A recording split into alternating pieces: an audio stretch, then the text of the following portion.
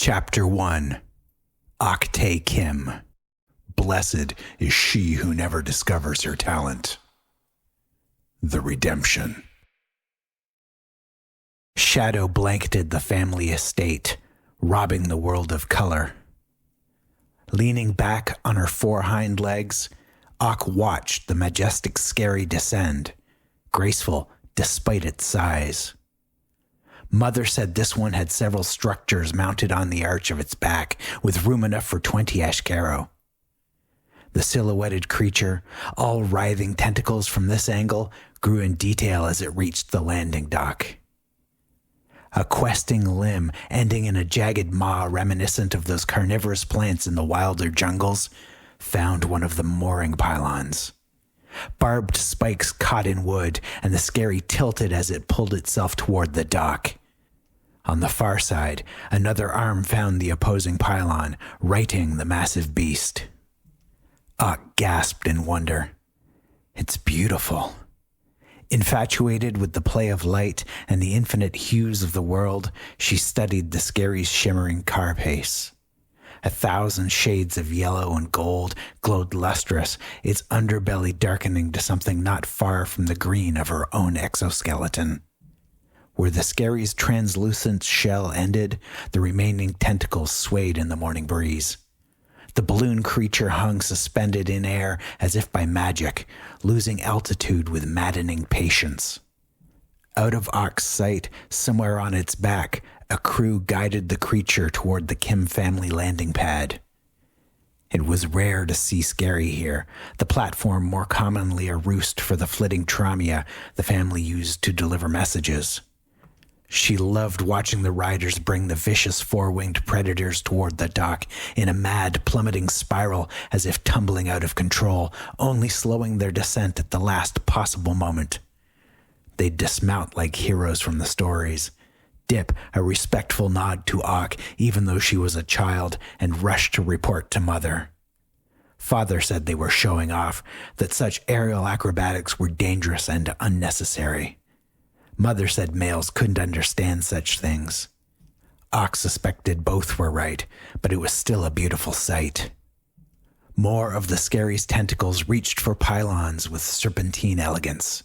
Finding purchase, they coiled tight like they meant to crush the towering poles or tear them from the ground. Once anchored, the massive beast pulled itself down until it hovered a few strides above the landing pad. Born in the endless skies, such creatures never truly landed. Family staff dashed forward, pushing a wheeled staircase until it connected with the Scary's side. It all looked horribly precarious, the wooden structure wavering until the crew riding in the gondola mounted on the creature's back attached it there. Grandmother Kim owned several Scary and a fleet of nimble tramia for flying patrols over the family's more leeward farms, but this was the largest Ock had ever seen. She rode in one once when Mother took her to the capital to be introduced to the extended family. As the firstborn female and heir to the Kim family holdings, it was important everyone get a chance to meet her. That was ages ago, and Ock couldn't remember much beyond how disappointed she'd been that they wouldn't let her out of the gondola. She'd wanted to look over the edge of the Scary's carapace and see the world below. It'll be like seeing what the gods see, she'd explained to Mother, only to be hushed and receive yet another confusing lesson about blasphemy. She'd been a small child then, empty of responsibilities with nothing more important than playing with her friends. Now, the grown-ups kept using words like young adult and talking about how she needed to learn to accept responsibility without actually giving her any. Even the children of the household staff, most of them dulls or lower-ranked brights, had more responsibility than Ock. Bon, a dull boy her age, oversaw weeding her mother's sprawling flower gardens. When Ock complained, Mother said, "Ock, take him, that is dull work and beneath you." Ock argued that dull work was better than no work, and Mother gave her a list of chores so unimportant they weren't even assigned to the staff. After that, she snuck out each morning after her lessons to help Bon weed. It was nice working in the rich soil, brilliant flowers filling her thoughts with a peaceful hum of pleasure. At least until Father caught her and turned Ak over to Mother. Annoyed, the Kim matriarch declared Ak ready for weapons training, even though she was a year shy of the standard age. Knowing it was purest bribery changed nothing. While Ak glowed with pride at the opportunity, that feeling paled in comparison to watching the play of light change how various flowers looked. "Ak, take him," said Bon, approaching from behind. His carapace a muted brown with undertones of earthy orange, he stood a full head taller than Ak. When they were out of antennae range of others, he called her by her first name, as she instructed. Where others might overhear, he was always careful to use her full name. "Bon," she said, tipping an antenna toward him in greeting. His craft arms crossed over his chest, his raptorial arms hung loose, a dirt-caked shovel in one raptorial claw. Antennae bent respectfully away so as to display no untoward interest. Bon offered a slight bow. As children, they'd been best friends. Now, each meeting felt more awkward than the last. Where she was being groomed for great things, serving with the Queen's Wing and eventually taking Mother's place as matriarch of the family, Bon would never be more than a gardener. Much as she hated to admit it, perhaps her mother was right. Brights and dulls could never be friends. "You won't get in trouble for leaving the field?" Ak asked, scanning the gathered Ashkaro for Mother. Bon's upper wings gave a casual flick. If he got caught neglecting his duties again, there'd be trouble. Not sure what to say, Ak said, "Come to see us off?" "Only you." Previously, she'd seen his every emotion in the twitch and wave of his antennae. She still caught hints of what was going on inside the boy, but he was becoming increasingly difficult to read. For the most part, he rarely showed anything more than polite deference. A few months back, Ak made the mistake of trying to talk to her mother about it. Mother said Bon was old family dull and knew his place. Frustratingly vague, as always. Of course, she would never say such a thing beyond the walls of her home. In public, everyone was equal, and, dull or bright, the color of one's carapace didn't matter. She funded scholarships for gifted dulls too poor to attend the better schools. She gave speeches at the local university applauding the dull students of whom she was a patron, promising them positions within the family business should they graduate with sufficiently high grades. In private, Mother bemoaned the inability of even the smartest dull to follow the simplest order. "We'll be back in 2 weeks," Ak said, to fill the awkward silence. "Then I look forward to a very quiet couple of weeks," Bon answered, antennae showing a hint of humor. "Mott said you were going to the edge of the world." "Dull stupidity," she grumbled, feeling bad when Bon looked hurt. "Sorry. Look, the Nish Queendom isn't the world. The islands are like that scary," she explained, gesturing toward the floating creature.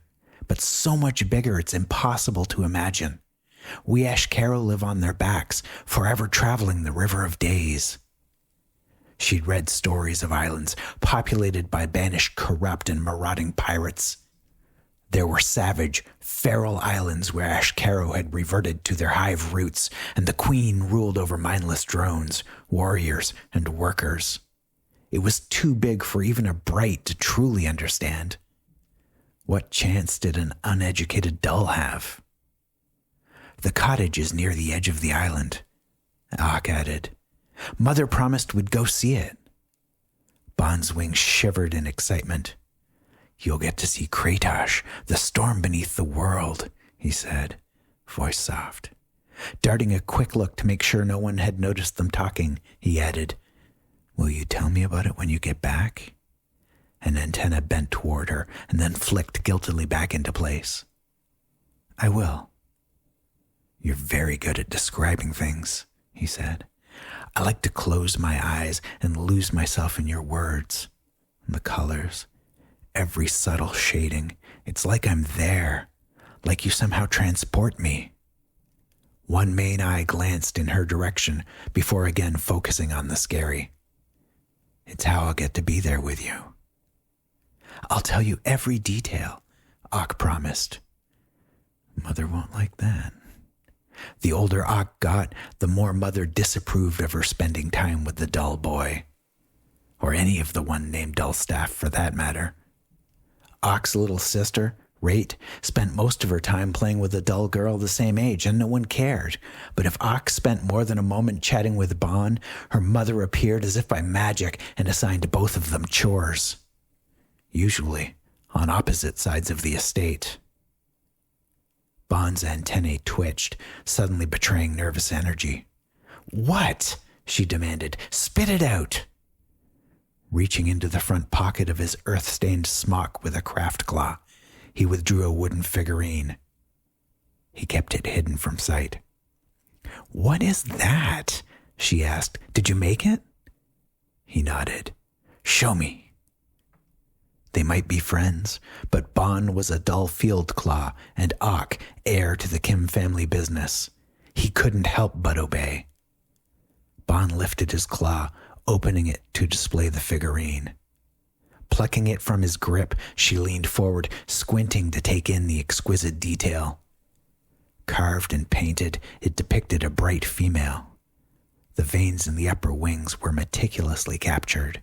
The antennae, wisps of thin wood that looked like they'd snap if she breathed on them, expressed exuberant humor. Its carapace, painted 1,000 shimmering hues of green, glowed with lustrous health. Breathtaking, it somehow captured the sleek deadliness of an Ashkaro female in mid-hunt. "It's beautiful," she gasped, and both sets of Bon's wings folded tight to his back. Enthralled by the interplay of light and color, she recognized that green. It's me? Except 8 times more beautiful and perfect than she could ever be. This was a totem of worship, a creation of incredible skill and dedication. Fear thrummed through Ock. "Where did you find it?" "I made it." She'd already known that was the case, yet prayed otherwise. "Ock, take him!" her mother bellowed from the front porch of the main house. The use of her full name spelled trouble. "Get back in here and finish packing this instant." "Tell no one," Ock whispered, jamming the figurine into the front pocket of her smock. She cringed, feeling one of the delicate antennas snap off in protest at the harsh treatment, and saw Bon's grimace of pain. "Tell no one." Then she fled, mind racing, trying to fit this into her boring world where nothing ever happened. She dashed past her mother, heading for her rooms. Mother said something that she didn't hear. "Bon is a corrupt." Only someone cursed could make something so perfect and beautiful. The dull discovered his talent, and instead of reporting it to the church so he could get the help he needed, he hid it. Until now, until Ock was leaving. Judging from the craftsmanship, he'd been practicing for some time. Was this why he'd become so sloppy in completing his chores? How far lost was he? Without guidance from the redemption, he'd fall to the lure of his talent and spend more and more time practicing until the addiction took him. Unable to care for himself, he'd carve ever more detailed and exquisite works of art until he starved to death. Small clues, ignored for not being part of something she recognized, suddenly painted a terrible picture. Lately, he'd been dirtier than she remembered. As a field claw, he'd always worked in the soil, so she hadn't paid attention. In the past months, his already dull carapace had gone from a clean matte brown to stained and scuffed. She'd teased him about it, but assumed he was dirtier because he now worked more difficult jobs. Ducking into the safety of her room, Ock closed the door behind her. She stood dazed, and Tene twitching in panicked confusion. What should I do? She knew what she was supposed to do. Report Bond to Paul McNann, the family's redemption priest. She'll take care of him. Ock cursed silently. The redemption would take him away.